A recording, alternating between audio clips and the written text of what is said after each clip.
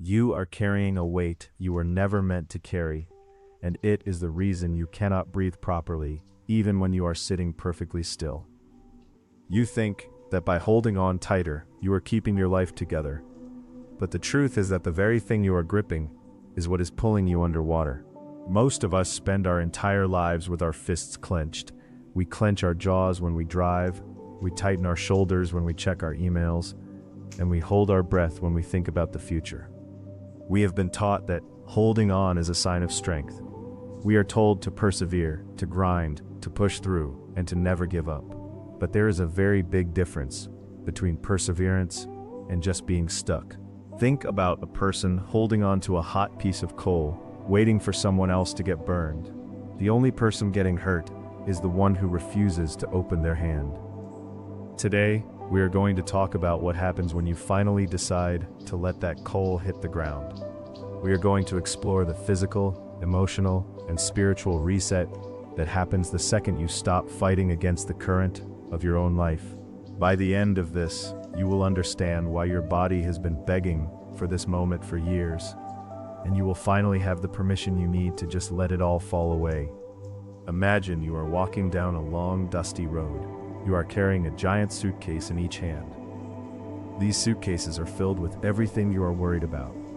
One is full of things that happened 5 years ago, the mistakes you made, the people who hurt you, and the things you wish you had said.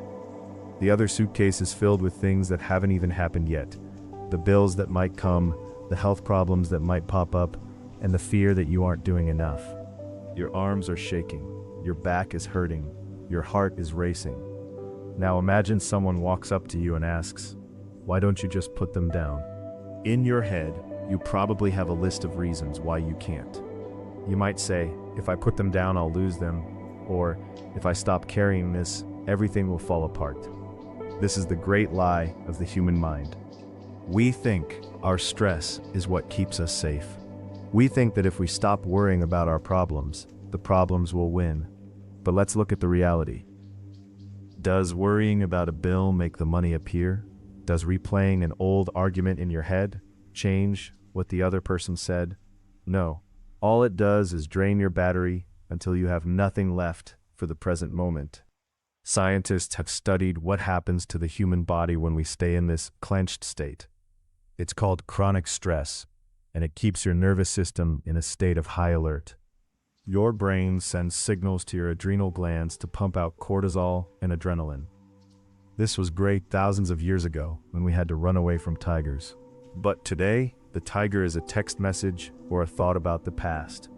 When you stay in this state, your body never gets the chance to repair itself. Your digestion slows down, your sleep becomes shallow, and your immune system weakens. You aren't just tired, you are biologically exhausted because you are constantly bracing for an impact that never comes. There is an old story about how people used to catch monkeys in certain parts of the world. They would take a heavy jar with a narrow neck and put some tasty nuts inside. A monkey would come along, smell the food, and reach his hand into the jar to grab a handful of nuts. But once his hand was balled into a fist, it was too wide to pull back out through the narrow neck of the jar. The monkey would stay there for hours, trapped by his own greed. He wasn't tied down. There were no cages or ropes. All he had to do to be free was open his hand and let go of the food. But the monkey thought that letting go of the food meant losing everything. He didn't realize that by holding on to the nuts, he was losing his life. We do the exact same thing. We grab onto our anger, our need to be right, or our vision of how life should be. We get our hands stuck in the jar. We feel trapped by our jobs, our relationships, or our bank accounts. But the trap isn't the job or the relationship. The trap is our refusal to let go of the way we think things ought to be. We are so afraid of the emptiness that comes with letting go that we would rather be miserable and full than peaceful and empty. Letting go doesn't mean you stop caring. It doesn't mean you become lazy or that you don't have goals. It simply means you stop trying to force the universe to fit into your tiny box of expectations. It means you realize that you are not the manager of the entire world. When you let go, you aren't falling, you are finally floating. It's like being in a pool and struggling to stay above water. You kick and splash and tire yourself out. But the moment you stop struggling and just lay back, the water holds you up naturally. You don't have to work to float. You only have to work to drown. When the moment of letting go finally happens, it usually starts in the body. You might feel a sudden warmth in your chest. You might feel your shoulders drop an inch or two away from your ears. For many people, it's a deep, involuntary sigh. This is your parasympathetic nervous system finally taking over. It's the rest and digest mode that your body has been starving for. Think about a time when you were really stressed about something, maybe an exam, a difficult conversation, or a medical result. Remember the second you found out it was over? That rush of relief is a physical reset. Your blood pressure drops, your heart rate slows down, your brain stops firing in the threat detection area and starts working in the creative and peaceful area. But why do we wait for an outside event to give us that relief? Why do we wait for the all clear from the world? You can choose to have that reset right now. You can choose to look at the things you are worrying about and say, I am going to put this suitcase down for 10 minutes. You aren't being irresponsible. You are just giving your spirit a moment to breathe without the weight. Usually, what happens is that once you put it down, you realize you don't actually need to pick it back up again. You realize that you can walk much faster and much further without all that extra baggage. The hardest part of letting go is the silence that follows. We are addicted to our stress. We use it to fill the space in our lives. If we aren't worrying, we feel like we are forgetting something. We have been conditioned to believe that a busy mind is a productive mind, but a busy mind is often just a noisy mind. When you finally let go, there is a moment of emptiness. It can feel scary at first. It's like standing in a room where the loud hum of an air conditioner has finally shut off. The silence is deafening, but in that silence is where your real self lives. In that silence, you can finally hear your own intuition. You can hear what your heart actually wants, rather than what your fear wants. Let's look at the story of a man named David.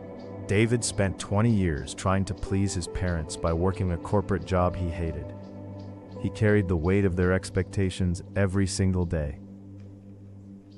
He had high blood pressure. He was angry all the time, and he couldn't enjoy his weekends because he was already worrying about Monday.